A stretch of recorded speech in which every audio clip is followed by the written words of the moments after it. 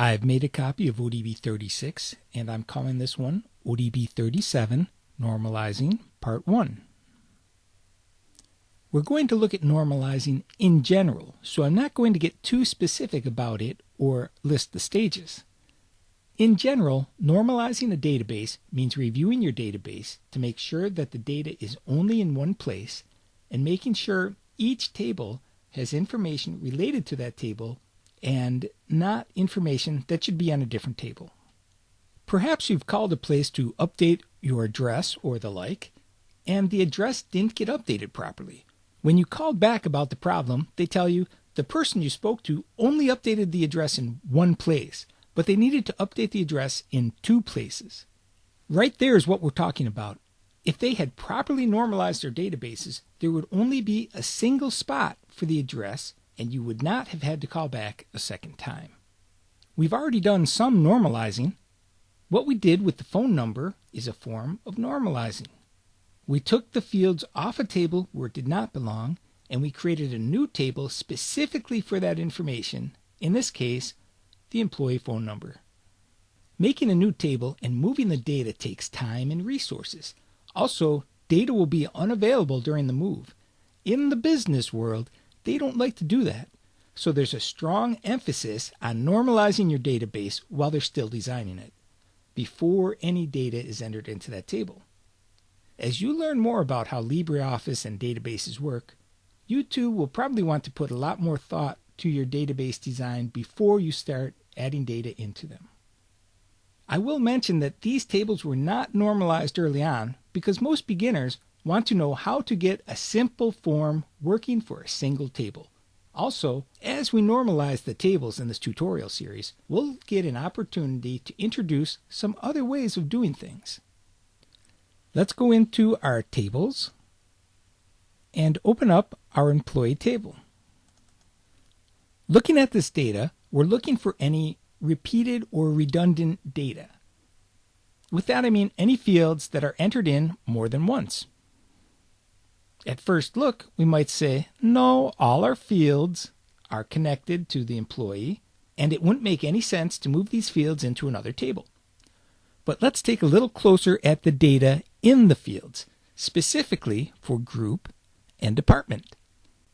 The department only has 6 different values, and the group only has 4 different values.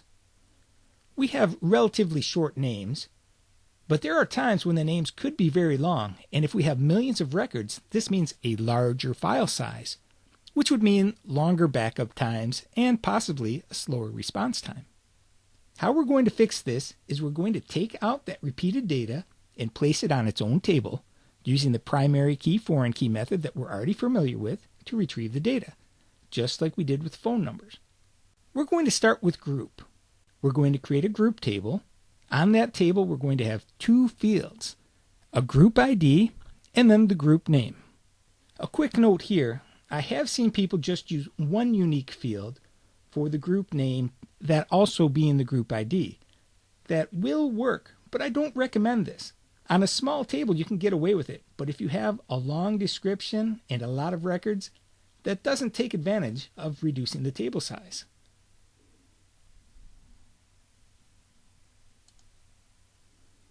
We're going to create this table a little differently than we've created the other tables.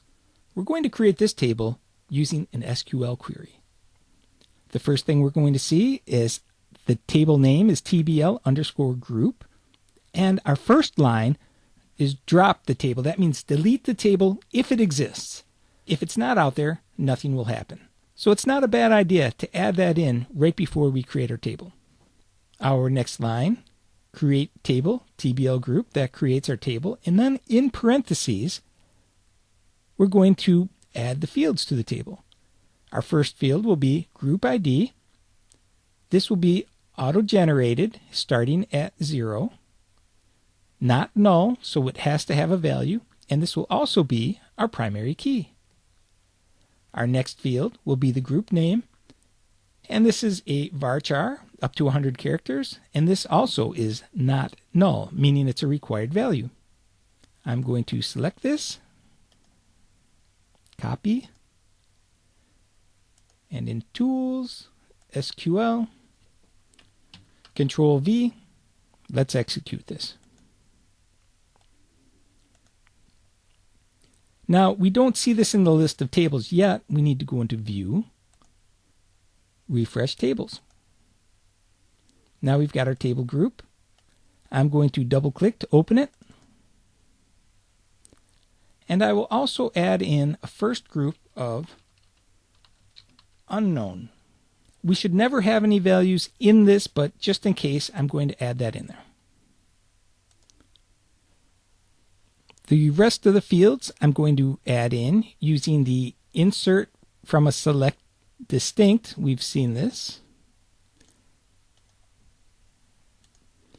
And we're only selecting the group name because the group ID is auto-populated.